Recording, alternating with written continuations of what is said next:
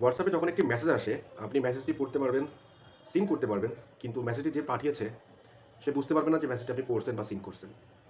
এই সেটিংসটি করা খুবই সোজা। এটা আমাদের অনেক সময় দরকার হয়ে থাকে যে মেসেজটা আমি পড়বো, কিন্তু যে পাঠিয়েছে সে যাতে বুঝতে না পারে যে মেসেজটা আমি সিন করছি বা পড়ছি। তো মোবাইল স্ক্রিনে যে আমি আপনাদের দেখাই দিচ্ছি তার আগে ভিডিওটি একটি লাইক দিয়ে দেন। আর আপনার মতো হয়তো অন্য কারো এই ভিডিওটি কাজে লাগতে পারে। তো কাইন্ডলি ভিডিওটি শেয়ার করে দিবেন। আমরা মোবাইলে হোয়াটসঅ্যাপে চলে যাব। ডান পাশে 3 ডটে ক্লিক করব। সেটিংসে চলে যাব। দেন 2 নম্বরে আছে প্রাইভেসি। প্রাইভেসিতে ক্লিক করব। দেন আছে আপনার রিড রিসিপ্ট। এইটা আমরা এনেবল করা আছে, এটা আমরা ডিসেবল করে দিব।